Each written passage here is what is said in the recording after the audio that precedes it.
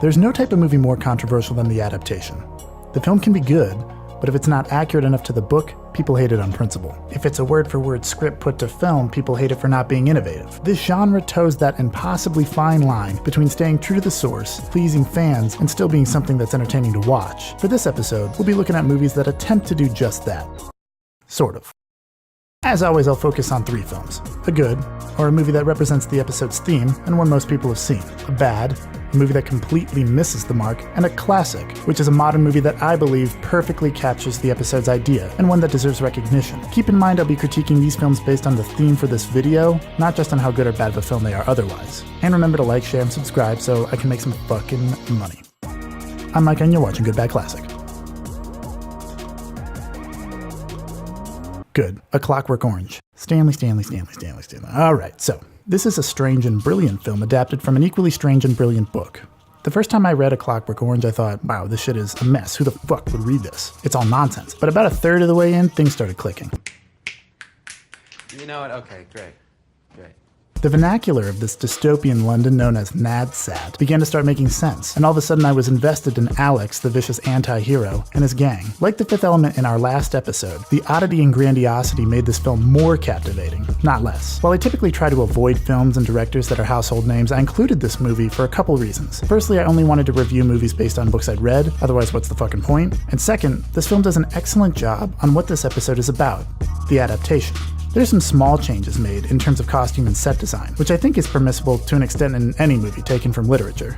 On the flip side, there are some large but subtle tonal shifts between the book and the film. I'm not going to get that much into it since there are some videos out there that I found while researching that talk about exactly that, links in the description. However, in discussing what's valuable about an adaptation, it's important to define what makes it good or bad. These changes are mainly in regards to the mechanization of man that is somewhat downplayed in the movie in favor of the socialization and degradation that occurs in current state prisons. This is actually what I like most about the movie in terms of theme. It would be easy for a director to copy and paste a script taken straight from the book, and Stanley Kubrick does do this for many scenes, but the difference here is that Kubrick took an idea and altered it to suit his own inflection. He took someone else's words and gave them not new exactly, but altered meaning. This, coupled with his masterful skill as a director, allowed Kubrick to pay homage to a great piece of literature while still creating something artistic and unique, plus dicksicles. Bad. Ender's Game. I'm going to start by saying I have a personal bias, as Ender's Game is my favorite book. It's a masterpiece, and I've read it dozens of times. My first thought was to do this section on Aragon, but that wasn't really a bad adaptation as much as it was just a terrible film. I picked this movie because I think it perfectly exemplifies how not to approach an adaptation. By most accounts, I wouldn't call Ender's Game that bad of a flick. It has a terrific cast in Harrison Ford, and even the child actors, led by Asa Fluggerbutter, are surprisingly talented. The special effects were believable, and they clearly took their time to get the zero-gravity war games right. So why such a miss? Everything about the setup led me and millions of other people to believe that they were going to give this amazing book the adaptation it deserved. So what the fuck happened? The biggest criticism I have of this movie is not what was included, but what was left out. At this point, I'm going to delve into the plot of the book, so there's your spoiler alert. See, the book isn't about the human race's generic fight against a generic alien race, as it seems in the film. It's a criticism about war, and how innocence becomes easily corrupted when it's justified for the greater good. It's also about how morality is something that defines who you are, as we see Ender struggle again and again over the violence he is forced to and oftentimes encouraged to enact on others. This struggle is made even more clear by the juxtaposition of his amoral brother Peter. You remember Peter, and their older sister Valentine? You know, the two other main characters who use anonymous social media back on Earth to make a name for themselves on a political platform, ending with Peter vying for real political power while Valentine is forced to watch and help, despite her misgivings about Peter's sociopathy. Remember that? Remember those? Remember that? So aside from that lapse of incredibly important plot, the movie's biggest misstep is failing to capture what made the book so entertaining to read, the strategy. Ender and his team create these brilliant tactical plans during the war games to defeat their increasingly overwhelming odds. Not to mention all the brilliant political moves that Peter and Valentine are doing back on Earth as international tensions become strained. They do this through dialogue and thought processes that are largely unspoken, which adds to the effect that these team members and siblings have such a deep bond. The issue with this, however, is that complex strategy loses its complexity when you have characters describing all the events as they happen. I told him you were the best. We need a Julius Caesar, a Napoleon. We hope that will be you. Not every battle can be won, Hiram. The way he plays the game reveals his state of mind. If you won't let me assess him one-on-one, I need some other way to know what he's feeling. He's obviously feeling some psychological pressure. Of course he's feeling pressure, Anderson. This is a boot camp for kids that are gonna have to face a real enemy. When the war is over, we can have the luxury of debating the morality of what we do. When it's over, what will be left of the boy? What does it matter if there's nothing left at all? This boy has the empathy to think like a Formic.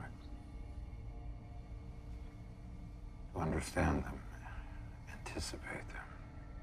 It's the classic case of show, not tell, but it's even worse because Harrison Ford does it. It's insulting to the audience to have somebody spoon-feeding you all this reasoning behind the character's actions. Don't tell me why they're doing something, just show it and let me fucking figure it out. This is doubly stupid on their part because a lot of times when people don't catch everything the first time they watch a movie, they'll watch it again. Not explaining everything would most likely have encouraged people to go see it more than once.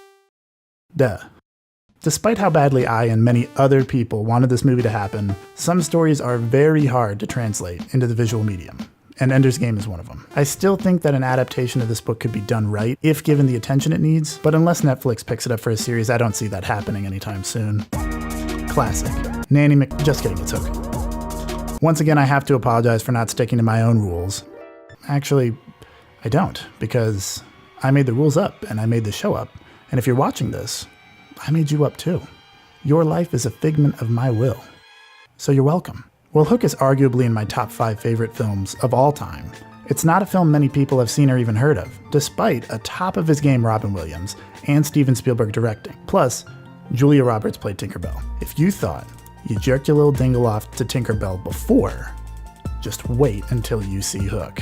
If I was reviewing this movie based on how much it made me want to jerk my little dingle off to Tinkerbell, I'd give it a solid 6.5. This film is a perfect example of what an adaptation can be while still retaining its heart. It's not that Hook is like the original Peter Pan in many ways, or even a lot of ways, save for the characters' names and sets. The story centers on Peter Pan, now an adult with no knowledge of his former life, thrown back into Neverland on a search to rescue his son and daughter, who have been taken captive by Captain Hook, played by the hysterically charismatic Dustin Hoffman. No stopping me this time, Smee.